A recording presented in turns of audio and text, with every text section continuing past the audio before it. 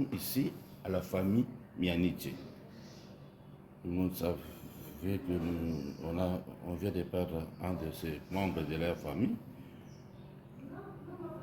Il y a un message, le grand frère aîné de la famille, le responsable, veut adresser à l'air.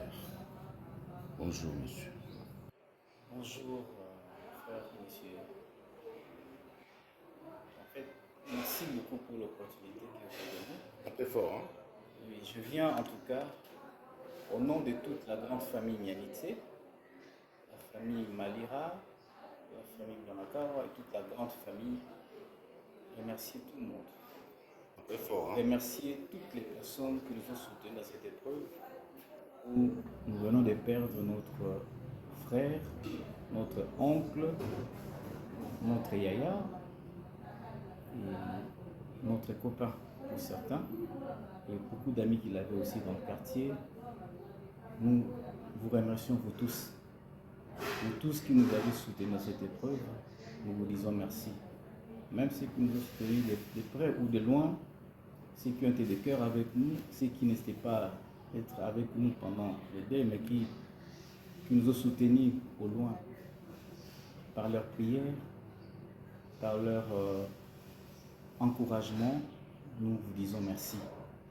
Merci pour tout. Nous sommes très reconnaissants pour votre attention pour notre famille.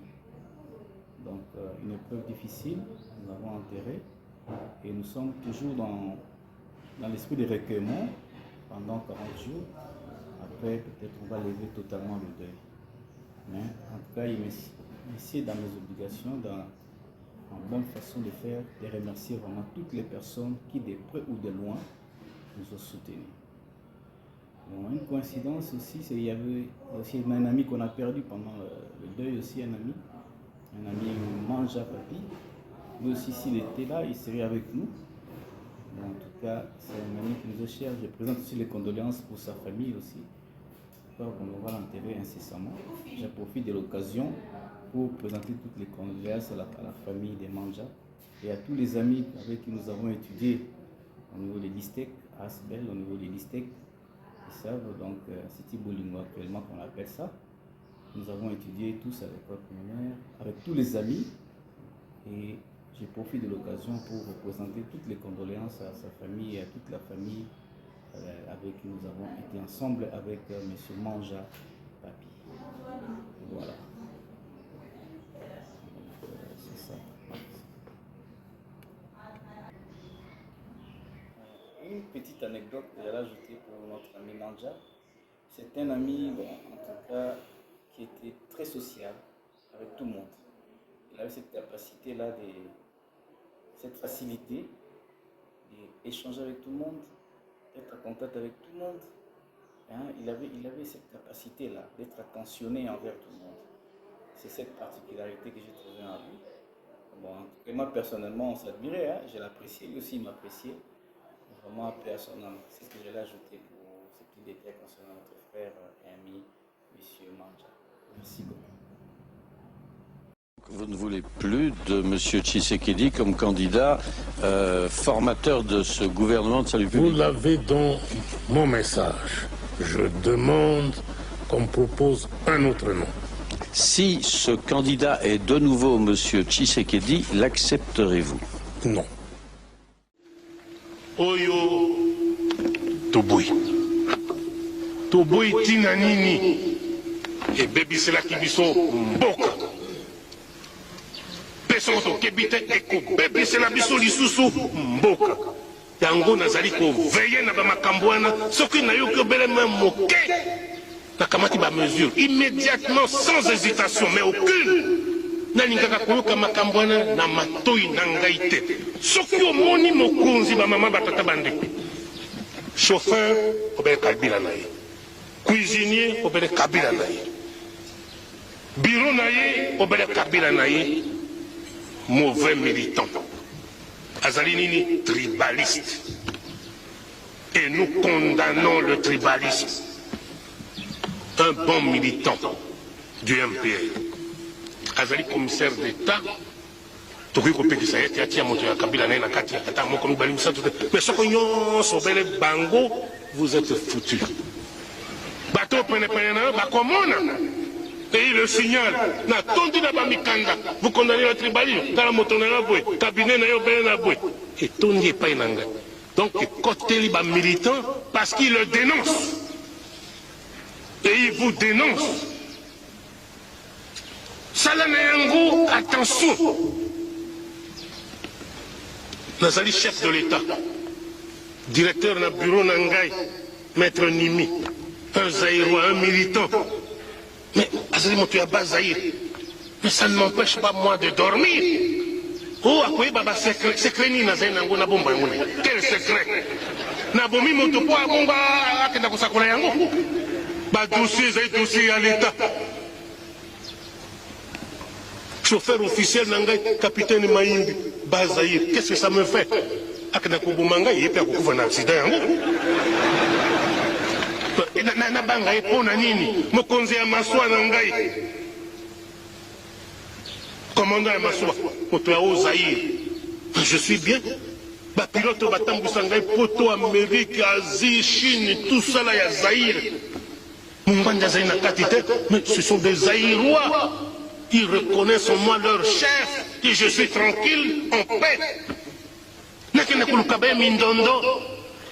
Soko zai mongwandi pepela, chef de cabinet, chauffeur nangay, commandant à bateau na banir. Mais je ne dirige plus le Zaïre.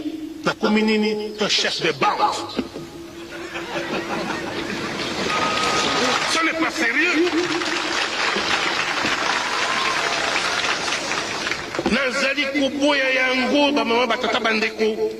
Ezali mabe ekobebisela biso mboka tokosala retour te tokoma na ba 1960 ndenge tozalaka je suis contre yango nazali kodénoncer et je crois que ozala commissaire d'État ozala secrétaire d'État ozala PDG ozala nani na kati na République du Zaïre atana lobaka note aussi oyoki ngai malamu obanda ko se corriger soki naoki yango correction ezali te oh mindondo nyenye na esika oyo lokwa namoni elingi ezonga bamama batata bandeko à bon entendeur, salut. Balubakananda konzambe oya zana matoya koyoka. Bolo bateo abandi ko imiter basango te. Ezaobe masolo. Vous demandez s'il ne faut pas négocier avec le M23.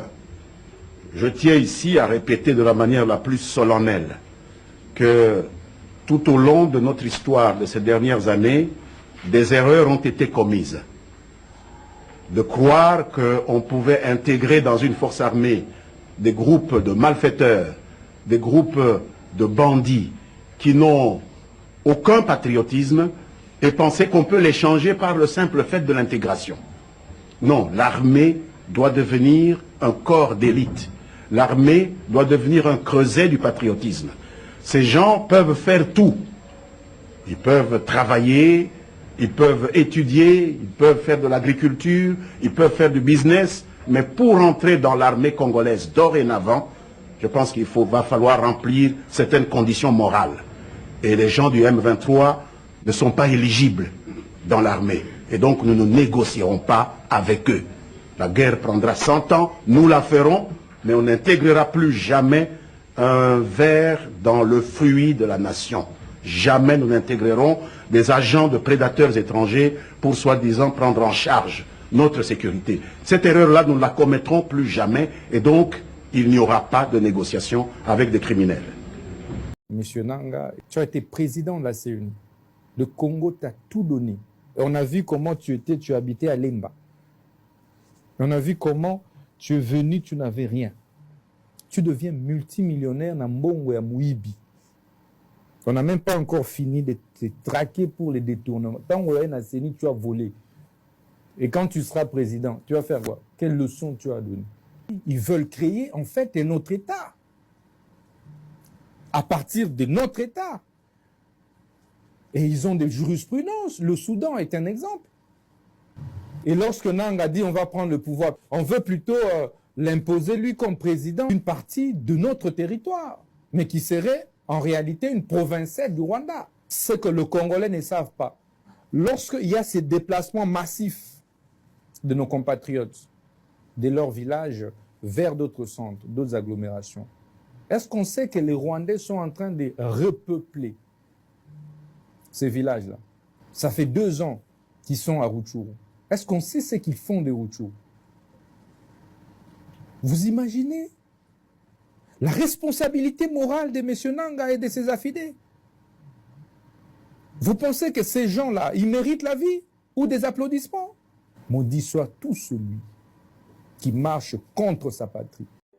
Un chef est toujours comptable des résultats de son équipe.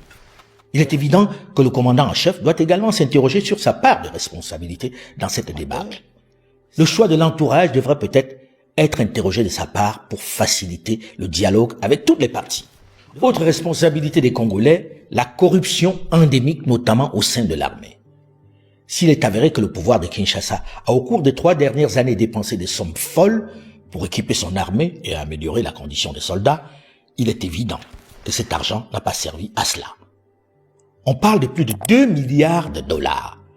Lorsque l'on regarde l'état de cette armée et les conditions dans lesquelles les troupes vivent et combattent, il est évident que cet argent n'est pas arrivé sur le terrain. Cela saute aux yeux que la corruption dans les chaînes de commandement a distrait cet argent. Avec un peu de volonté, de sérieux, cette armée aurait été capable de défendre l'intégrité du territoire. Il est évident que le commandant en chef doit également s'interroger sur sa part de responsabilité dans cette débâcle. Certes, il manifeste une réelle volonté d'en finir avec cette instabilité dans l'Est, mais le résultat ne semble pas lui donner raison. Un chef est toujours comptable des résultats de son équipe. Il doit assumer les victoires comme les échecs. L'impunité dont bénéficient quelques prévaricateurs, la corruption endémique de certains responsables de l'armée, la valse de quelques collaborateurs, le choix de l'entourage devrait peut-être être interrogé de sa part pour faciliter le dialogue avec toutes les parties. Devant une telle déculottée et l'avancée du M23 soutenue par le Rwanda sur le terrain de l'Est, le chef doit s'interroger urgemment pour savoir ce qui ne marche pas dans son dispositif. Si l'adversaire continue d'avancer sans grande difficulté, c'est bien qu'il y a quelque chose qui ne tourne pas rond dans sa stratégie. Et c'est du rôle du commandant en chef de prendre ses responsabilités pour nettoyer les écuries d'Ojas. Et chose évidente, le paysage politico-militaire congolais est entièrement à revoir. Une chose est certaine, la corruption est tellement ancrée que certains Congolais, et pas des moindres, ont plutôt intérêt à ce que le chaos persiste. Surtout au sein des officiers véreux qui sont de grands propriétaires des mines ou qui travaillent pour des Chinois qui sont les vrais maîtres dans le Kivu. Derrière chaque Chinois, chaque Libanais, bref, chaque minier qui se cache dans l'artisanat, il y a un député, un ministre, un officier de l'armée ou un politique. L'urgence pour les Congolais, que je ne vois pas se manifester pour l'instant en tout cas, est de taire leurs différends, leurs guéguerres de clochers, leur sempiternelle lutte pour le pouvoir, pour se souder derrière le plus important, l'intégrité de leur pays. C'est le moment pour la jeunesse et les cadres de s'unir pour une fois en dehors du partage du pouvoir, en dehors des politiques qui ont montré leurs limites afin de repenser leur modèle. Tant qu'ils ne feront pas de l'intégrité de leur territoire la priorité, ils seront toujours l'espace de conquête des autres. C'est le prix de la survie de ce vaste territoire pourtant largement doté par la mère nature. À vous.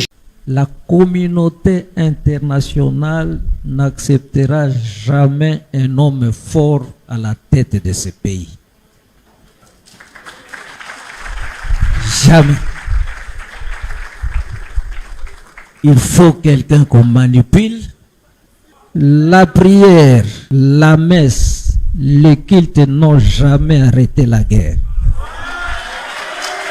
J'ai vu, moi, le président Tshisekedi, à cause de ce qui se passe dans les montagnes là à Minembwe. Je lui ai dit, j'ai l'impression que vous ne connaissez pas Kagame.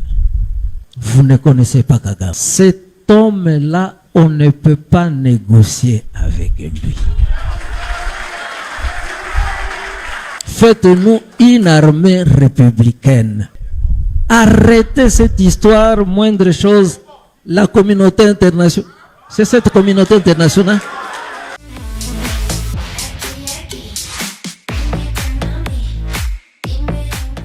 Comment je suis là aux côtés de Charles, qui m'a invité personnellement.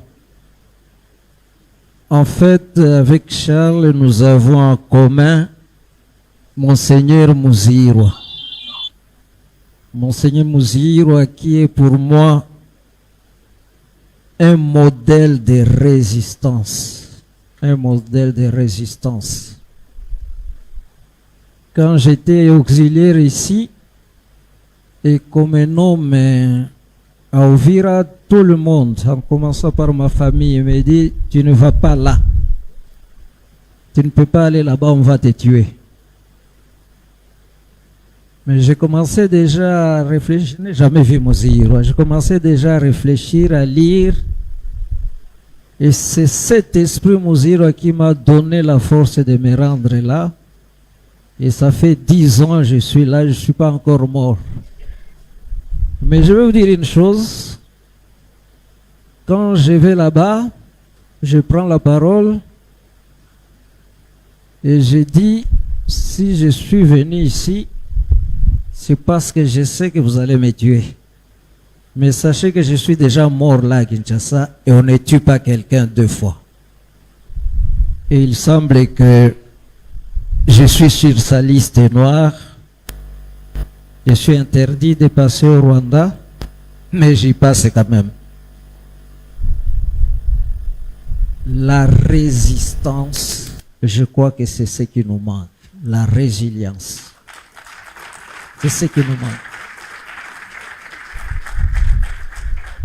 Et je suis content de le dire devant vous les jeunes. La résistance. Hier, j'ai appelé quelqu'un qui est à Goma. J'ai une grande famille à Goma. Pour rentrer chez moi au Uvira, je ne peux plus passer à Goma. À cause de tout ce que vous savez, vous pouvez atterrir à l'aéroport et c'est pris. Et je demande, mais comment vous restez dans cette ville qui est menacée? Et ils me disent, nous avons pris l'option de ne pas abandonner notre ville. Parce que si nous abandonnons la ville, ils vont la prendre. Et ça vient de Muzirwa. Muzirwa était à Kinshasa, ici, avant d'aller mourir là-bas. Tout le monde lui a dit de ne pas aller là-bas. Et quand il arrive à l'aéroport, il trouve des prêtres religieuses qui sont en train de prendre l'avion pour quitter Bukavu. Lui, il est allé à Bukavu. Et quand on lui pose la question, il dit, moi je peux partir, mais les fidèles, les chrétiens, le peuple de Bukavu vont aller où? Restons là, mourons là ensemble. Et c'est mon option à Uvira. J'ai dit, si ça éclate ici, laissez-moi dans ma chambre. Vous allez fuir et laisser les autres avec qui? Cet esprit de résistance nous manque, je crois. Je le trouve seulement chez ce qu'on appelle aujourd'hui Wazalendo, qui hier on appelait même nos gouvernants ici, les appelait des forces négatives. Et je vous jure, ni t'étaient ces jeunes gens-là, le pays serait déjà parti de ce côté-là. Alors, comment je connais Charles, je le vois au même moment que vous. Pas plus tard qu'hier, quelqu'un de Paris m'envoie son message, je connais un peu, c'est un écrivain aussi. Il me dit, mais pourquoi vous invitez toujours ces Charles et nous autres? Et il m'étale toutes ses publications sur ce qui se passe là-bas. Comme j'essaie aussi un peu d'écrire, je lui dis, ce sont les œuvres qui font parler de leurs auteurs. Ce sont les œuvres. Et c'est là où j'ai commencé à m'intéresser à Charles. depuis que ces guerres ont commencé, je n'ai jamais accepté que ce soit les Rwandais qui nous fait la guerre. Et j'ai toujours prêché ça, je mets toujours un enfant devant un gaillard, j'ai dit vraiment, cet enfant peut te battre toi. Je n'ai jamais accepté ça. Et nous sommes en train de payer peut-être notre orgueil de grandeur. Je suis encore très jeune enfant. Nous allons vers le Rwanda avec un cousin qui provoquait tout le monde. Moi, je dis, toi, tu n'as pas peur au pays d'autrui. Il me dit, laisse cousin, un Congolais vaut 5 Rwandais. C'est ce que nous sommes en train de payer aujourd'hui. Quand on développait cet orgueil, les autres s'organisaient. Et ils nous le font payer aujourd'hui. Pourquoi les Rwandais? J'ai changé la vie quand j'ai lu le livre de Charles, là où il dit que tout a été planifié bien avant. On dormait au Congo. Tout était planifié. Et quand les FPR envahissent le Rwanda, l'objectif c'était le Congo. Et il a donné une preuve là. Tous les réfugiés qui ont voulu aller vers la Tanzanie, on les a barré la route pour les diriger vers le Congo. Vers le Congo. Mais c'était ça ma question. Nous parlons derrière les Rwandais, il y a les Américains, il y a les Français, il y a les Anglais, mais ces gens avaient toujours la même mise sur le Congo. Pourquoi passer par le Rwanda? Je crois qu'il y a aussi cette culpabilité du génocide qui les mobilise, ils veulent laver la conscience, mais ça ne doit pas se faire comme ça.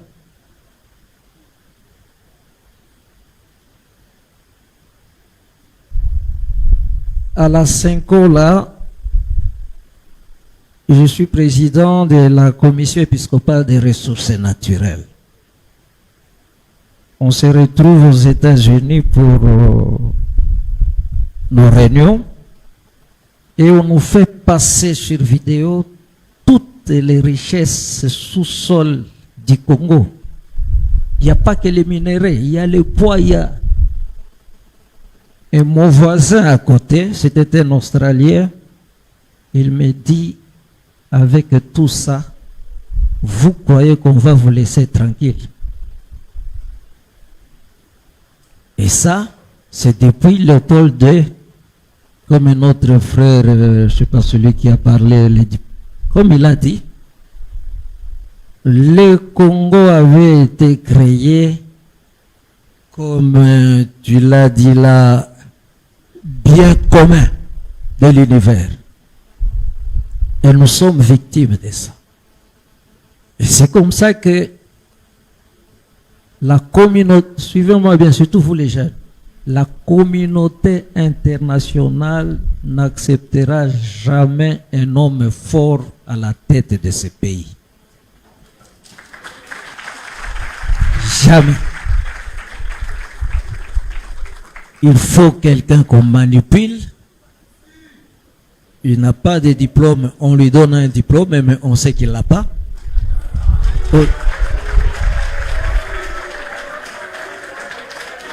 On organisera toujours les élections comme elles se sont passées là.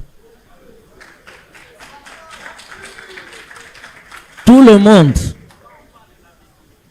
monde, y compris la Cinco, tout le monde dit que les élections étaient chaotiques.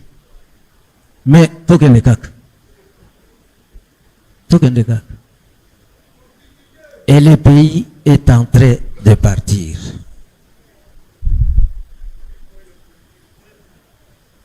Notre pays, je commence à chuter, notre pays est en danger. Et je pense que c'est cette fois-ci ou jamais.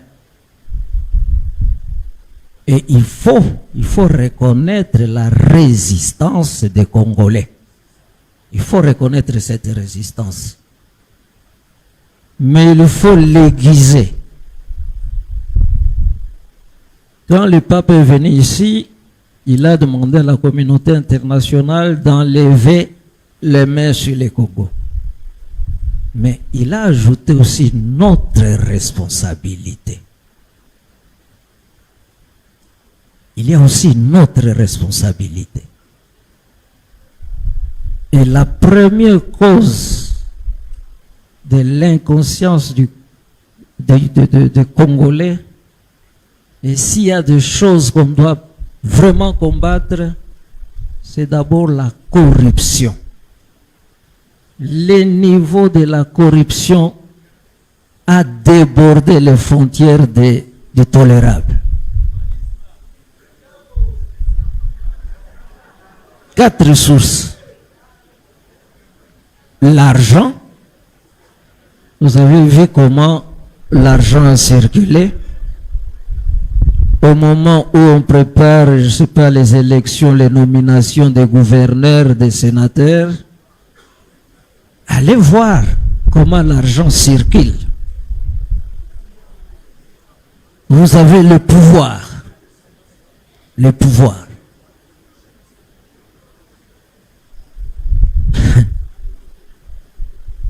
J'ai fait une petite université là au Vira. Pendant ces élections ici, tous mes profs étaient des candidats, y compris des étudiants. Et pourquoi? Parce que les Congolais sont convaincus aujourd'hui qu'il n'y a que la politique qui paye. Il n'y a que la politique qui paye.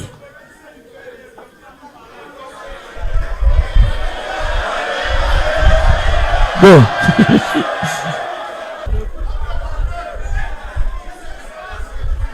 Je voudrais conclure par ces paroles du Premier ministre de Tshisekedi, le premier ministre de Tshisekedi. Comment il s'appelait encore? Oui. Cet homme va visiter le parc de Bukangalonzo avec son ministre de l'Agriculture. Il voit les désastres. Et il pose la question à son ministre. Qu'est-ce qui n'a pas marché? Et le ministre lui dit l'amour du pays. On dirait qu'on n'aime pas ce pays, on aime ce qu'il nous donne, mais on n'aime pas ce pays. Et nous sommes en train de vendre ce pays. J'ai vu, moi, le président Tshisekedi, à cause de ce qui se passe dans les montagnes là à Minembwe. Je lui ai dit beaucoup de choses et j'ai tout écrit ici. Je dis, j'ai l'impression que vous ne connaissez pas Kagame. Vous ne connaissez pas Kagame. Cet homme-là, on ne peut pas négocier avec lui. Faites-nous une armée républicaine. Aujourd'hui, cette armée-là, ailleurs, quand on parle de coup d'État ailleurs, si on fait un coup d'État ici, ça sera encore un de ces côtés-là qui viendra au pouvoir. Conclusion. Il faut refonder l'homme congolais. Et moi j'ai commencé un plan de formation populaire avec les jeunes autour de ce que j'appelle l'esprit mouzirois. Il y a 25 aspects dans ce livre de l'esprit Muziro. Il faut refonder l'homme congolais. Nous avons touché les fonds. Et vous les jeunes, c'est à cela que je vous appelle. Quelque part dans l'évangile, le Christ dit, si vous ne vous convertissez pas, vous allez tous périr. Nous devons nous convertir au patriotisme, l'amour de ce pays.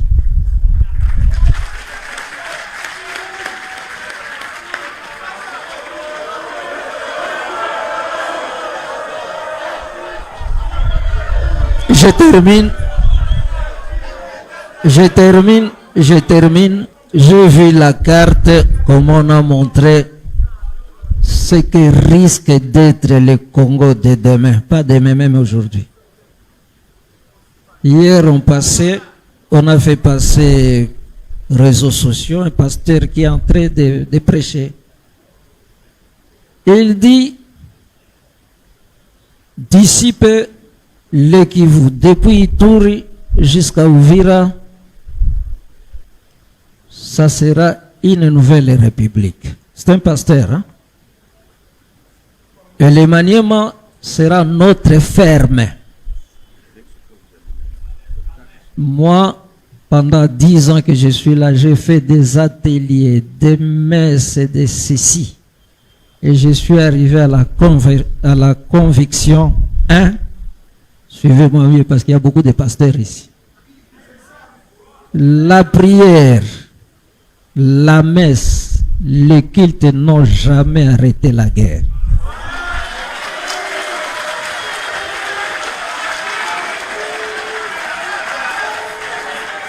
La prière,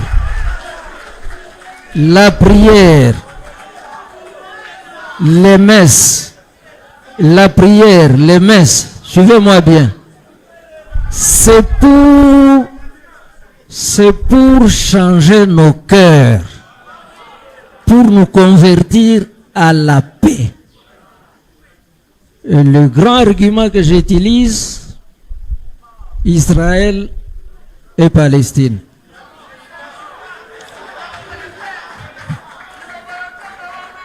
C'est là que la parole nous est venue.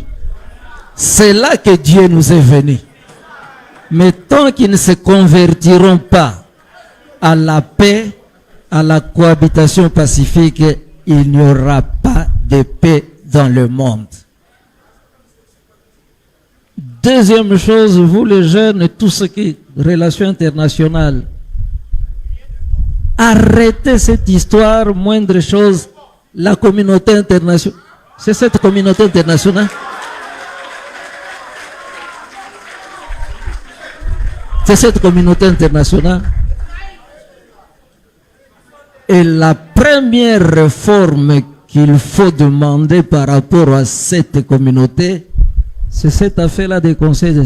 Tant qu'il y aura ces pays qui détiennent eux-mêmes le droit de veto, il n'y aura pas de... Donc nous vous engageons, nous les jeunes, nous comptons sur vous pour sortir. Mais il faut résister au premier péché des Congolais, la corruption. Je dis et je vous remercie.